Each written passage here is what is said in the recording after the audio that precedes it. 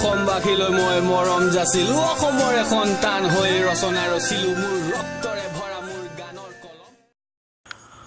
হাই বন্ধুহঁত আজি আপোনালোকৰ আগত লৈ আহিছোঁ দ্য শ্বেডো কোৱা লেজেণ্ডৰ জনৰ নাম ডৰিন য়েটছ ডৰিন য়েটছৰ বিষয়ে আজি কিছু কথা জানিবলৈ চেষ্টা কৰিম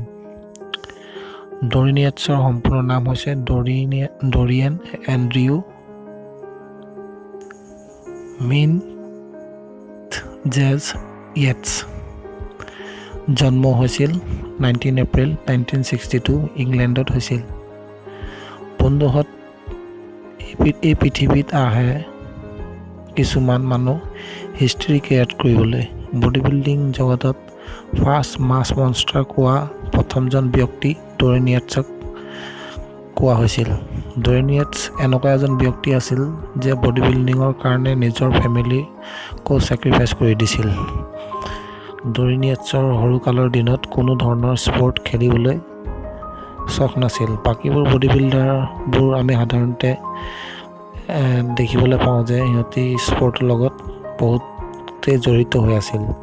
কিন্তু ডৰিন য়েটছ কোনো ধৰণৰ স্পৰ্টৰ লগত চখ নাছিল ডৰিন য়েটছ একদম নৰ্মেল ব্যক্তি আছিল কোনো ধৰণৰ পঢ়া লিখাৰ প্ৰতি ইণ্টাৰেষ্ট নাছিল ডৰিন য়েটছ যেতিয়া 13 বছৰ বয়স তেতিয়া ডৰিন য়েটছৰ বাপেক হাৰ্ট এটেকত মৃত্যু হয় সেইটো ডৰিন য়েটছে একদম ভাঙি পৰিছিল তাৰপিছত দুখ লগা এটা কথা হৈছিল যে ডৰিন য়েটছৰ বাপেক মৃত্যু হোৱাৰ কম দিন যোৱাৰ পিছতেই ডৰিন য়েটছৰ মাক বেলেগ মানুহ এজনৰ লগত বিয়া সোমাইছিল ডৰিন য়েটছৰ বহুত দুখৰ বিষয়ে আৰু এটা কথা আছিল ডৰিন য়েটছৰ মাকে আজিলৈকে ডৰিন য়েটছক নজনালে যে তেওঁৰ বাপেকক ক'ত পুতি ৰাখিছিল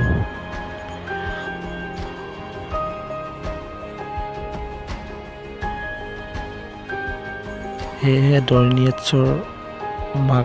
মাক বেলেগৰ লগত বিয়া সোমোৱাৰ পাছত ডৰিন য়েটছ সেইটো বিষয়লৈ হেপী নাছিল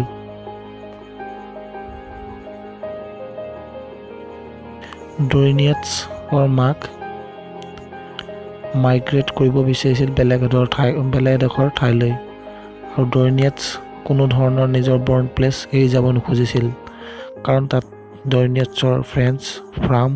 সেইসমূহ কেতিয়াও ডৰিন য়েটছ এৰি দিব নিবিচাৰিছিল আৰু সেয়েহে মাকৰ লগত নাথাকি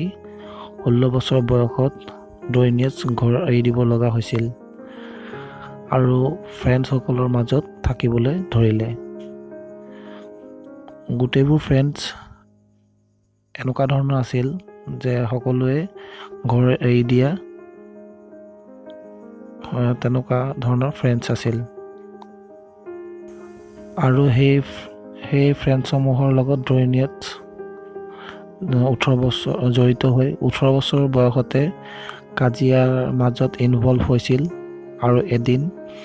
পুলিচ আহি লগৰসমূহ আৰু ডৰিন য়েটছক এৰেষ্ট কৰি পুলিচ ষ্টেচনলৈ লৈ গৈছিল তাৰ পিছত ডৰিন য়েটছক ডিটেনশ্যন চেণ্টাৰলৈ পঠিয়াই দিছিল সেইটো একচুৱেলি এক ৰকমৰ জেলে হয় তাৰ পিছত ডিটেনশ্যন চেণ্টাৰত নিয়ম কিছুমান ফ'ল' কৰিব লগা হৈছিল ডৰিন য়েটছৰ মিলিটাৰী নিয়ম কায়দা আৰু সেয়েহে ডৰিন য়েটছৰ এক্সাৰচাইজ কৰিব লগা হৈছিল তাৰপিছত ডিটেনশ্যন চেণ্টাৰত থকা মানুহসমূহ ন'টিছ কৰিবলৈ ধৰিলে যে ডৰিন য়েটছৰ গ্ৰ'থ চাইজ ষ্টেমিনাৰ সকলোতকৈ বহুত বেছি তাৰ পিছৰ পৰাই ডৰিন য়েটছৰ বডি বিল্ডিং জাৰ্ণি জেলৰ পৰা ষ্টাৰ্ট হৈছিল ডৰিন য়েটছৰ লাইফৰ বহুত কথা আছে এটা ভিডিঅ'ত কভাৰ কৰিব পৰা নহ'ব যদি কোনোবা চাব বিচাৰে কমেণ্ট কৰি মোক জনাব মই তেন্তে আপোনালোকৰ ডৰিয়ান য়েটছৰ বিষয়ে আৰু কিছুমান ইনফৰ্মেশ্যন বেলেগকৈ বনোৱাই আপোনালোকৰ আগত দেখুৱাম।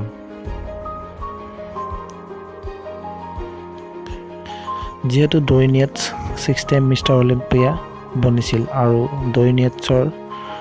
ৱৰ্কআউট প্লেনিং কমপ্লিট বেলেগ আছিল, কাৰণ কোনো ধৰণৰ কাৰো লগত ডৰিয়ান য়েটছৰ ট্ৰেইনিং নিমিলিছিল। আৰু ডৰিয়ান য়েটছে এটা নতুন এক্সাৰচাইজ নাম বেলেগকৈ চিনাক্ত কৰিছিল, হাই ইণ্টেনচিটি ট্ৰেইনিং, যিটো ডৰিয়ান য়েটছ কৰিছিল। হাই ইণ্টেনচিটিৰ ওপৰতো বেলেগকৈ ভিডিঅ' এটা বনোৱাই আপোনালোকৰ আগত দেখুৱাম।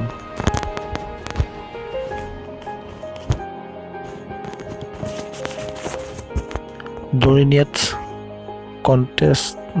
কণ্টেষ্ট খেলা ৱেইট আছিল 260 lbs, যিহেতু 120 kg, আৰু অফ ছিজনত 300/310 lbs কেজিত 136 অফ ছিজনত আছিল। বৰ্তমান ডৰিয়ান য়েটছ এজন পাৰ্চনেল ট্ৰেইনাৰ আৰু DY নিউট্ৰিচন ছাপ্লিমেণ্ট কোম্পানী, যিহেতু ডৰিয়ান য়েটছৰ নিজৰ কোম্পানী, সেইটো কোম্পানী চলাই আছে। যদি ডৰিয়ান য়েটছৰ বিষয়ে জানিবলৈ হ'লে